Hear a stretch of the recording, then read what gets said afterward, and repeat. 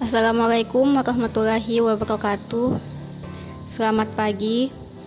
Pada kesempatan kali ini, kami dari kelompok 7 akan mempresentasikan materi tentang kurikulum pembelajaran di sekolah.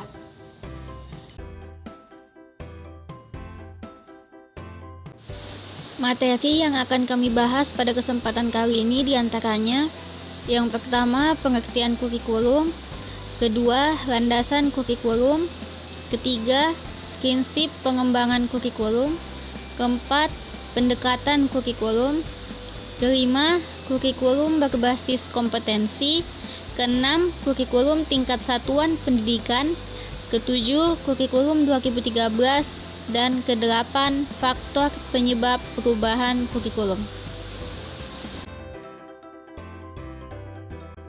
Pengertian kurikulum. Secara etimologis, kurikulum berasal dari bahasa Inggris, yaitu kata kurikulum yang berarti rencana pelajaran. Kata kurikulum sendiri berasal dari kata kurere, yang berarti berlari cepat. Dalam Kamus Webster tahun 1857, kurikulum diartikan sebagai rancangan sejumlah mata pelajaran yang harus dikuasai oleh siswa untuk naik kelas atau mendapatkan ijazah. Menurut Sudijarto, kurikulum merupakan serangkaian pengalaman dan kegiatan belajar yang direncanakan untuk diatasi oleh siswa dalam rangka mencapai tujuan pembelajaran. Undang-Undang Nomor 20 Tahun 2003 Pasal 1 Ayat 19, kurikulum adalah seperangkat rencana dan pengaturan mengenai tujuan, isi, dan bahan pelajaran. Jadi dapat disimpulkan bahwa pengertian kurikulum adalah perangkat mata pelajaran dan program pendidikan yang diberikan oleh suatu lembaga penyelenggara pendidikan yang berisi rancangan pelajaran yang akan diberikan kepada peserta pelajaran dalam suatu periode jenjang pendidikan.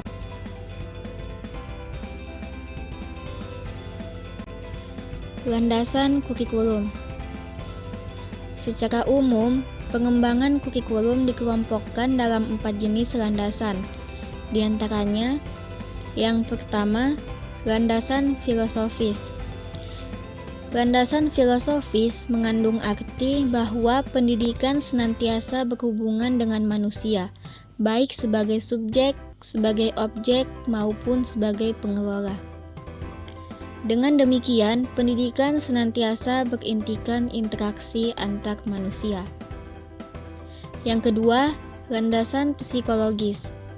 Landasan ini didasarkan pada prinsip bahwa perkembangan seseorang dipengaruhi oleh lingkungan dan kematangan. Lingkungan yang dimaksud dapat berasal dari proses pendidikan. Kurikulum sebagai alat untuk mencapai tujuan dalam pendidikan tentu saja berkaitan dengan proses perubahan yang terjadi pada peserta didik. Yang ketiga, landasan sosiologis. Landasan ini didasari bahwa pendidikan adalah proses budaya untuk meningkatkan harkat dan martabat manusia. Pendidikan adalah proses sosialisasi melalui interaksi insani menuju manusia yang berbudaya. Yang keempat, landasan ilmu pengetahuan dan teknologi. Sumber nilai yang ada dalam masyarakat untuk dikembangkan melalui proses pendidikan ada 3, yaitu logika, estetika, dan etika. Ilmu pengetahuan dan kebudayaan adalah nilai-nilai yang bersumber pada logika. Sebagai akibat dari kemajuan ilmu pengetahuan dan teknologi yang pada hakikatnya adalah hasil kebudayaan manusia, maka kehidupan manusia semakin luas, semakin meningkat, sehingga tuntutan hidup pun semakin tinggi.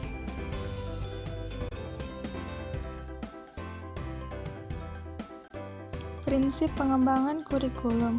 Prinsip pengembangan kurikulum terbagi menjadi 2 kelompok, yaitu yang pertama prinsip umum. Prinsip umum dimaknai sebagai prinsip yang harus diperhatikan untuk dimiliki oleh kurikulum sebagai totalitas dari gabungan komponen-komponen yang membangunnya. Prinsip umum yang pertama yaitu prinsip relevansi. Relevansi memiliki makna sesuai atau serasi. Jika mengacu pada prinsip relevansi, setidaknya kurikulum harus memperhatikan aspek internal dan aspek eksternalnya. Yang kedua, prinsip fleksibilitas. Pengembangan kurikulum berupaya agar hasilnya fleksibel dalam implementasinya, memungkinkan penyesuaian berdasarkan situasi dan kondisi, tempat dan waktu yang selalu berkembang, serta kemampuan dan latar belakang siswa. Peran kurikulum di sini sangat penting terhadap perkembangan siswa.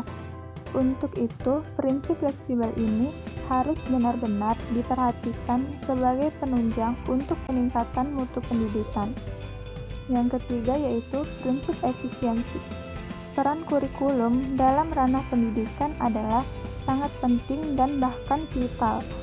Dalam proses pembelajaran, ia mencakup segala hal dalam perencanaan pembelajaran agar lebih optimal dan efektif. Yang keempat yaitu prinsip kontinuitas, yakni adanya kesinambungan dalam kurikulum, baik secara vertikal maupun secara horizontal.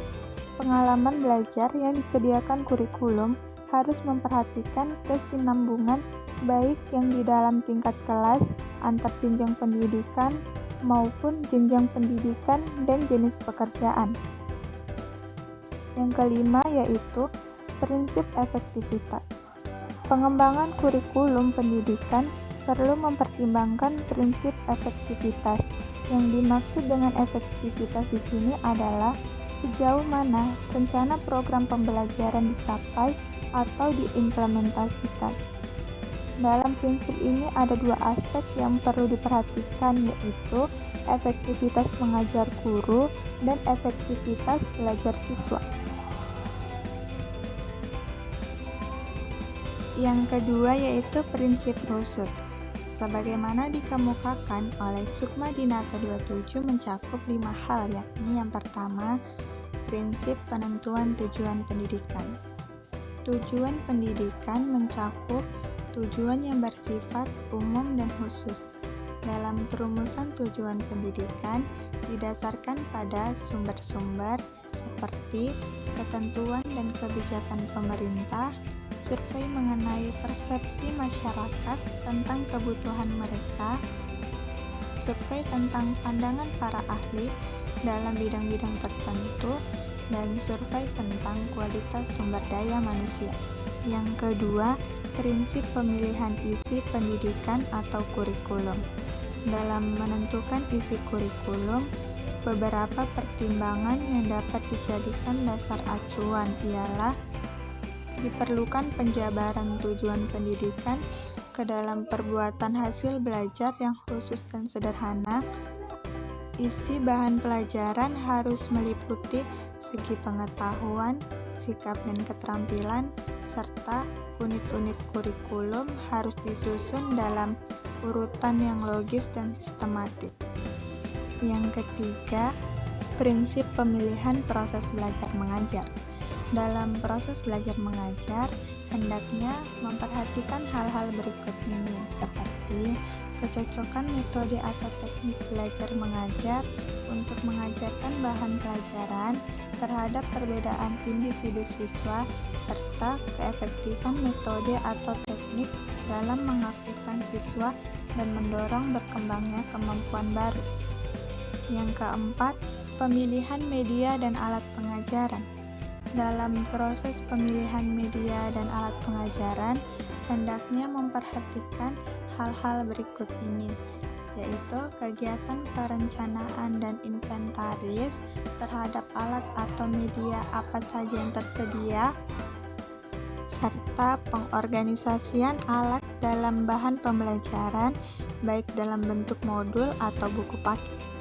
Yang kelima, prinsip berkenaan dengan penilaian. Penilaian merupakan proses akhir dalam kegiatan belajar mengajar. Dalam proses penilaian belajar, setidaknya mencakup 3 hal dasar yang variasi metode atau teknik dalam proses belajar mengajar harus diperhatikan, yakni yang pertama, merencanakan alat penilaian, yang kedua, menyusun alat penilaian, yang ketiga, mengelola hasil penilaian.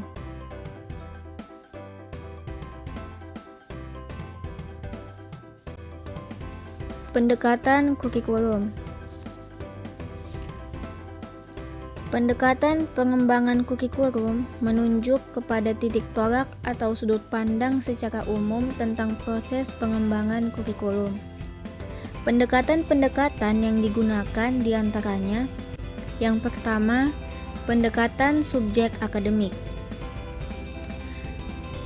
Hal yang diutamakan dalam pendekatan ini adalah penguasaan bahan dan proses dalam disiplin ilmu tertentu. Karena setiap ilmu pengetahuan memiliki sistematisasi tertentu dan berbeda dengan sistematisasi ilmu lainnya.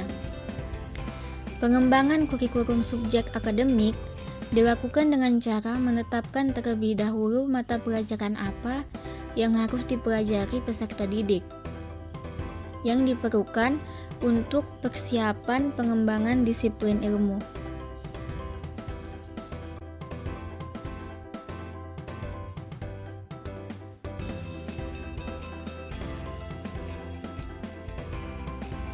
Pendekatan kurikulum yang kedua yaitu pendekatan humanistik. Pendekatan humanistik berpusat pada siswa, jadi student-centered, dan mengutamakan perkembangan efektif siswa sebagai prasyarat dan sebagai bagian integral dari proses belajar. Menurut Sumantri dalam Abdullah Idi bahwa pada pendekatan humanistik prioritasnya adalah pengalaman belajar yang diarahkan terhadap tanggapan minat, kebutuhan, dan kemampuan anak.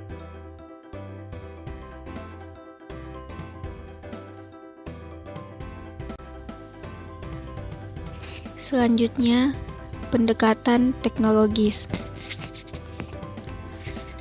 Perspektif teknologi sebagai kurikulum ditekankan pada efektivitas program, metode, dan material untuk mencapai suatu manfaat dan keberhasilan. Teknologi mempengaruhi kurikulum dalam dua cara, yaitu aplikasi dan teori. Aplikasi teknologi merupakan suatu rencana penggunaan beragam alat dan media atau tahapan basis instruksi. Sedangkan teori, teknologi digunakan dalam pengembangan dan evaluasi material, kurikulum, dan instruksional.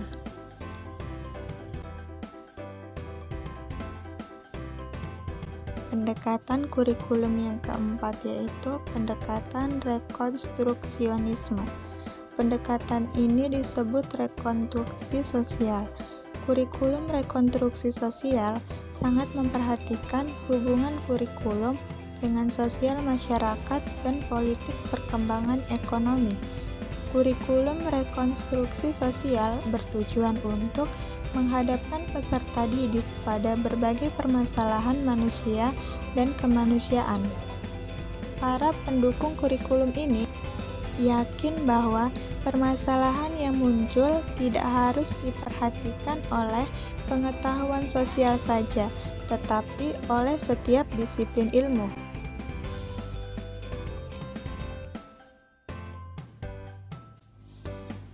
Kurikulum berbasis kompetensi. Kurikulum berbasis kompetensi adalah konsep kurikulum yang menggantikan kurikulum 1994. Kurikulum ini mulai diterapkan pada tahun 2004. Pada kurikulum berbasis kompetensi ini, peserta didik diarahkan untuk mengembangkan pengetahuan, pemahaman, kemampuan, nilai, sikap, dan minat peserta didik agar dapat melakukan sesuatu dalam bentuk kemahiran, ketetapan, dan keberhasilan dengan tanggung jawab. Tujuan pembentukan kurikulum ini adalah untuk mengembangkan potensi peserta didik dengan mengembangkan kecakapan hidup atau life skill. Sebagai sebuah kurikulum, KBK memiliki 3 karakteristik utama. Yang pertama, KBK memuat sejumlah kompetensi dasar yang harus dicapai oleh siswa. Artinya, melalui KBK diharapkan siswa memiliki kemampuan standar minimal yang harus dikuasai. Yang kedua, implementasi pembelajaran dalam KBK menekankan pada proses pengalaman dengan memperhatikan keberagaman setiap individu. Dalam pembelajaran tidak sekedar diarahkan untuk menguasai materi pelajaran, akan tetapi bagaimana materi itu dapat menunjang dan mempengaruhi kemampuan berpikir dan kemampuan bertindak sehari-hari. Yang ketiga, evaluasi dalam KBK menekankan pada evaluasi hasil dan proses belajar. Kedua sisi evaluasi itu sama pentingnya, sehingga pencapaian standar kompetensi dilakukan secara utuh.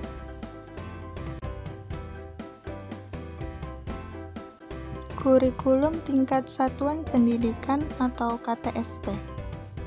Kurikulum tingkat satuan pendidikan KTSP atau kurikulum 2006 adalah sebuah kurikulum operasional pendidikan yang disusun oleh dan dilaksanakan di masing-masing satuan pendidikan di Indonesia.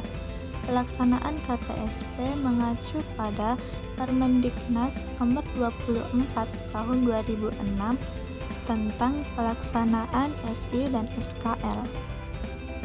SI adalah singkatan dari standar isi, yaitu lingkup materi minimal dan standar kompetensi minimal untuk mencapai kompetensi lulusan minimal pada jenjang dan jenis pendidikan tertentu yang berlaku secara nasional. Sedangkan SKL yaitu singkatan dari standar kompetensi lulusan. SKL adalah standar yang digunakan untuk melakukan penilaian dan menentukan kelulusan peserta didik. Standar kompetensi lulusan ini terdiri dari standar kompetensi kelompok mata pelajaran dan standar kompetensi mata pelajaran. Menurut Mulyasa, terdapat 4 karakteristik KTSP. Di antaranya yaitu yang pertama, pemberian otonomi luas kepada sekolah dan satuan pendidikan.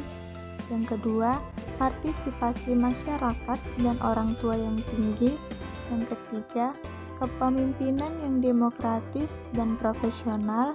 Yang keempat, tim kerja yang kompak dan transparan. Nah, di sini ada salah satu perubahan yang menonjol pada KTSP dibanding dengan kurikulum sebelumnya, yaitu KTSP bersifat desentralistik.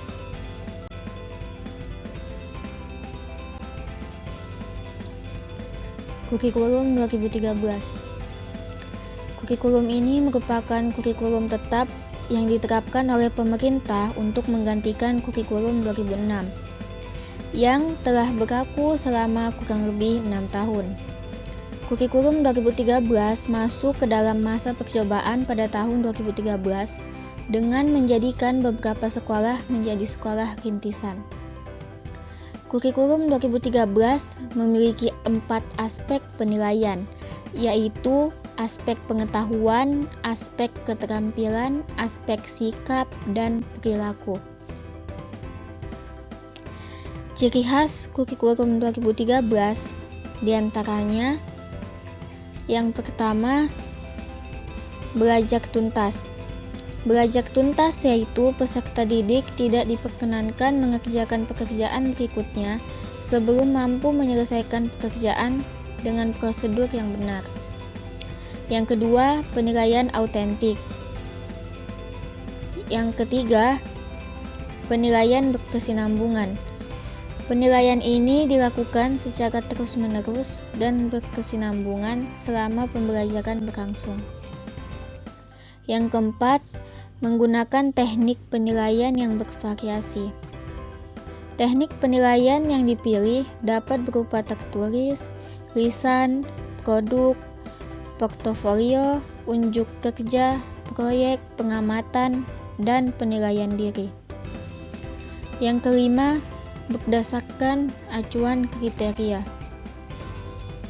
Penilaian berdasarkan acuan kriteria maksudnya penilaian harus didasarkan pada ukuran pencapaian kompetensi yang ditetapkan.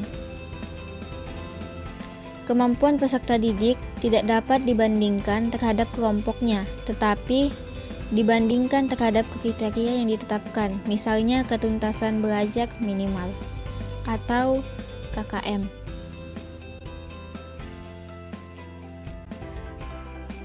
Faktor-faktor penyebab perubahan kurikulum. Yang pertama yaitu adanya perkembangan dan perubahan bangsa yang satu dengan yang lain. Perubahan kurikulum harus disesuaikan dengan kondisi setempat.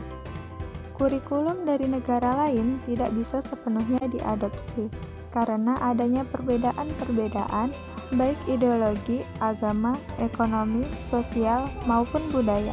Yang kedua, berkembangnya industri dan produksi atau teknologi. Pesatnya perubahan di bidang teknologi harus disikapi dengan cepat. Karena kalau tidak demikian, maka output dari lembaga pendidikan akan menjadi makhluk terasing yang akan hidup di dunianya. Yang ketiga, orientasi politik dan praktek kenegaraan. Praktek politik kenegaraan memegang peranan penting dalam perubahan kurikulum. Tidak dapat dipungkiri lagi bahwa pendidikan termasuk kurikulum itu tidak dapat terlepas dari perpolitikan suatu bangsa. Oleh karena itulah, orientasi politik negara harus diarahkan pada pemantapan demokrasi yang sejati. Yang keempat, pandangan intelektual yang berubah. Selama ini, pendidikan di Indonesia lebih diarahkan pada pencapaian materi sebanyak-banyaknya, daripada mencapai suatu kemampuan atau kompetensi tertentu sehingga outputnya kurang berkualitas dibandingkan dengan negara lain.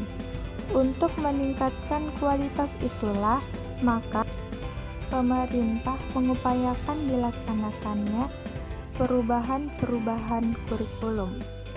Yang kelima, pemikiran baru mengenai proses belajar mengajar. Yang keenam, perubahan dalam masyarakat.